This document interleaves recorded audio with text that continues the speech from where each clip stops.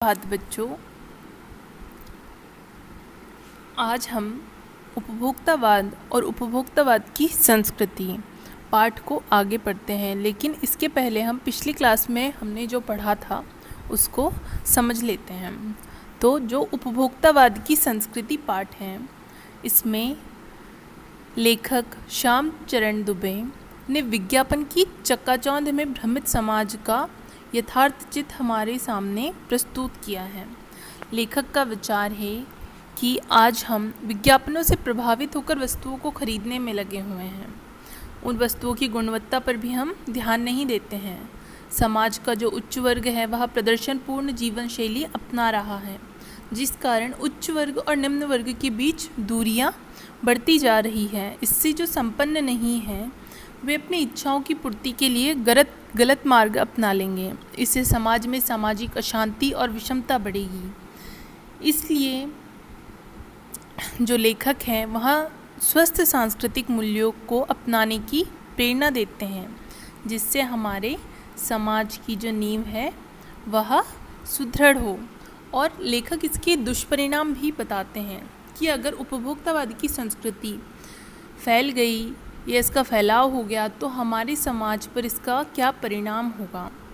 तो इसमें लेखक बताते हैं कि इससे आपस में दिखावे की प्रवृत्ति को प्रोत्साहन मिलेगा और लोग हमेशा दिखावे की प्रवृत्ति को ही अपनाएंगे, अपने जीवन में बहुविज्ञापित वस्तुओं को खरीदने में लगे रहेंगे और यही चीज़ें उनको सुख प्रदान करेंगी।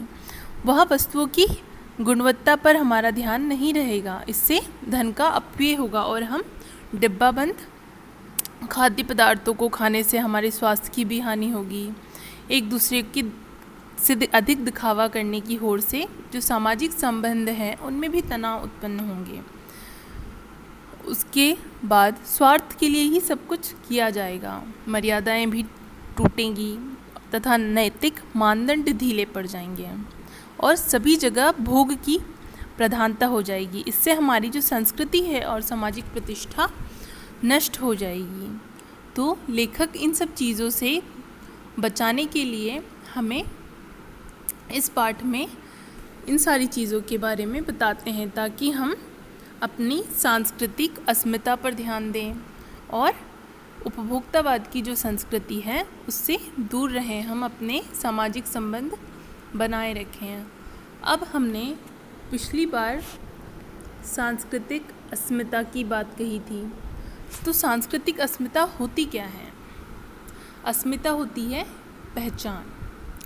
तो जो हम भारतीय हैं हमारी एक अलग पहचान है और यह सांस्कृतिक पहचान भारत की विभिन्न संस्कृतियों के मेल जोल से बनी है और इसी मिली जुली जो सांस्कृतिक पहचान है उसे हम सांस्कृतिक अस्मिता कहते हैं। तो कवि यहाँ कहता है कि हम सांस्कृतिक अस्मिता की कितनी ही बात करें, परंपराओं का अवमूल्यन हुआ है, आस्थाओं का भी क्षरण हुआ है, पश्चिम के सांस्कृतिक उपनिवेश बन रहे हैं। अब हम देखते हैं यहाँ पर लेखक ने सांस्कृतिक उपनिवेश की बात कही है। तो सांस्कृतिक उपनिवेश होता क्या है?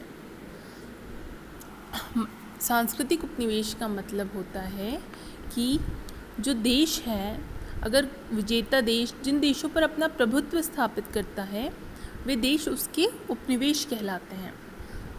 तो इस तरह हम कह सकते हैं कि विजेता देश की संस्कृति विजित देशों पर लादी जाती है, या दूसरी तरफ हीनता ग्रंथिवश जो विजित देश हैं वह विजेता देश की संस्कृति को अपनाने भी लगते हैं। लंबे समय तक विजेता देश की संस्कृति को अपनाए रखना सांस्कृतिक उपनिवेश बन जाता है। जैसे कोई देश है वह, अब हम विजित देश और विजेता देश समझते हैं कि विजित देश और विजेता देश क्या होता है। जैसे अंग्रेज़ों का हमारे देश पर शासन हुआ है तो वह उस समय विजेता देश थे और हमारा देश उनका आदि था या परतंत्र था, तो हमारा देश विजित देश कहलाता है।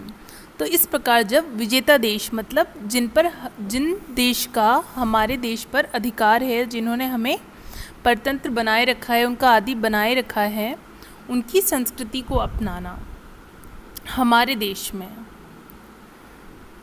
उसे सांस्कृतिक उपनिवेश कहते हैं। अब हम अगर आगे इस प्रकार हम सांस्कृतिक उपनिवेश को समझ सकते हैं।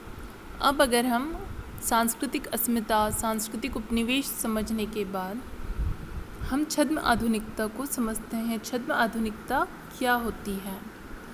तो आधुनिकता का जो विचार है वह आधुनिकता का जो सरोकार है वह विचार और व्यवहार दोनों से है।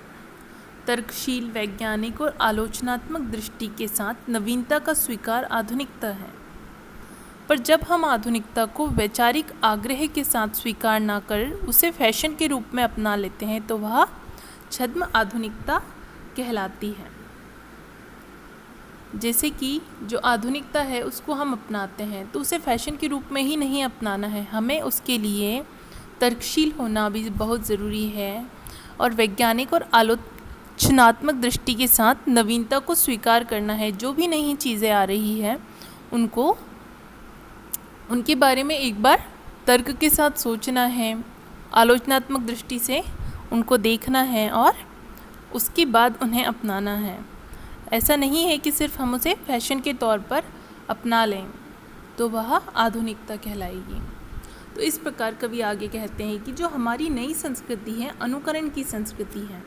हम आधुनिकता के झूठे प्रतिमान अपनाते जा रहे हैं। प्रतिष्ठा की अंधी प्रतिस्पर्धा में जो अपना है उसे खोकर छद्म आधुनिकता की गिरफ्त में आते जा रहे हैं। संस्कृति की नियंत्रक शक्तियों के क्षीण हो जाने के कारण हम दिग्भ्रमित हो रहे हैं। हम अपने मार्ग से भटक रहे हैं। हमारा समाज ही अन्य निर्देशित होता जा रहा है। विज्ञापन और प्रसार के सूक्ष्म तंत्र हमारी मानसिकता बदल रहे हैं। उनमें सम्मोहन की शक्ति है, वशीकरण की भी। जो विज्ञापन का प्रसार है वह हमारी मानसिकता बदल रहे हैं। वह हमें अपनी ओर आकर्षित कर रहे हैं, उनके वश में कर रहे हैं। उनके पास मतलब हमें मोहित करने की भी शक्ति है और हमें वश में करने की भी शक्ति है। आगे लेखक कहते हैं कि अंततः इस संस्कृति के फैलाव का परिणाम क्या होगा। अगर हम इसके परिणाम के बारे में जानें तो वह गंभीर चिंता का विषय है। हमारी सीमित संसाधनों का घोर अपव्यय हो रहा है। जीवन की गुणवत्ता आलू के चिप्स से नहीं सुधरती, न बहुविज्ञापित शीतल पेयों से। भले ही वह अंतर्राष्ट्रीय हो, पिज़्ज़ा और बर्गर कितने ही आधुनिक हो, हैं वे कूड़ा खाद्य। समाज में वर्गों की दूरी बढ़ रही है, सामाजिक सरोकार में कमी आ रही है। जीवन स्तर का यह बढ़ता अंतर आक्रोश और अशांति को जन्म दे रहा है। जैसे जैसे दिखावे की यह संस्कृति फैलेगी, सामाजिक अशांति भी बढ़ेगी। हमारी सांस्कृतिक अस्मिता का ह्रास तो हो ही रहा है। हम लक्ष्य भ्रम से भी पीड़ित हैं। विकास के विराट उद्देश्य पीछे हट रहे हैं।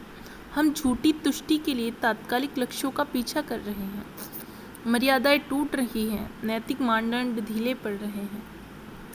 व्यक्ति केंद्रकता बढ़ रही है, स्वार्थ परमार्थ पर हावी हो रहा है। स्वार्थ परमार्थ पर हावी हो रहा है। इसका क्या अर्थ हुआ कि हम अपने स्वार्थ के लिए दूसरों के बारे में बिना सोचे समझे अपना सुख सुविधा और अपने लाभ के बारे में सोच रहे हैं। मतलब मनुष्य समाज के सुख को ना सोचकर केवल अपने ही सुख सुविधाओं को जुटाने में लगा रहता है। वह समाज कल्याण के स्थान पर केवल अपने ही कल्याण के विषय में सोचने लगता है। उसे दूसरों से कोई भी मतलब नहीं रहता। वह केवल अपने अच्छे बुरे के विषय में सोचता है। उसकी इसी स्वार्थी सोच ने परमार्थ की भावनाओं को समाप्त कर दिया है। हम देखते भी हैं आज के समाज में लोगों को, तो लोग ऐसे ही होते जा रहे हैं। वह सिर्फ खुद को सबसे ज़्यादा तवज्जो देते हैं, ना उन्हें समाज से कोई मतलब है ना किसी और से। तो इस तरह की चीज़ें आज हमारे समाज पर हावी होती जा रही हैं, जिससे कि भोग की आकांक्षाएं आसमान को छू रही हैं। किस बिंदु पर रुकेगी यह दौड़?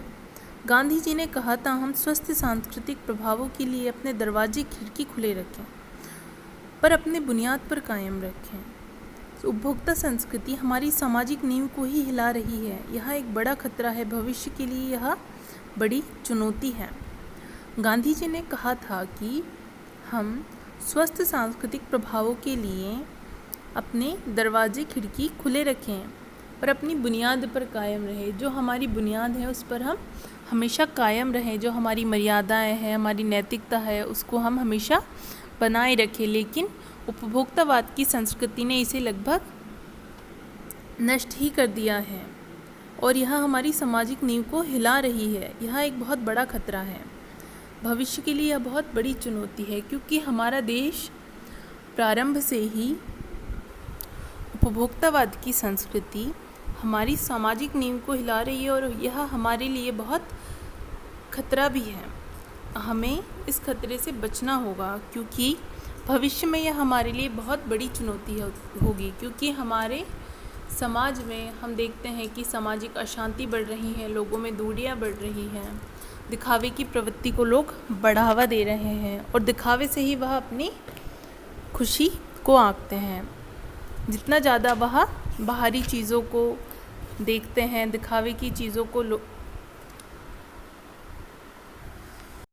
हम पहले के ज़माने में देखते थे कि समाज में जो व्यक्ति होता था उसकी प्रतिष्ठा, उसकी मान, शान और सम्मान होती थी। लेकिन आज के समय में ऐसा नहीं है।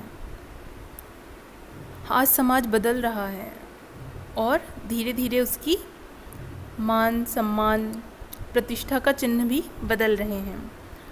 तो समाज में उसी व्यक्ति को प्रतिष्ठा होती है जिसको दिखावे का अधिक से अधिक सामान हो, जिसके पास जो 1 रुपये का सामान 100 में खरीद सकता हो और जिसकी पसंद फैशन के अनुसार बदलती हो। तो यही आज के समाज में प्रतिष्ठा के चिन्ह माने जाते हैं और सामान्य लोग में वह सम्मान प्राप्त करते हैं। इस प्रकार लेखक हमें इस पाठ में चेता रहा है और उपभोक्तावाद की संस्कृति से दूर रहकर अपनी बुनियाद पर कायम रहने के लिए प्रेरित कर रहा है, ताकि समाज में अशांति को बढ़ावा ना मिले और लोगों में दूरियां ना बढ़ें, सब मिलजुल कर रहें और हमारी सांस्कृतिक अस्मिता बनाए रखें।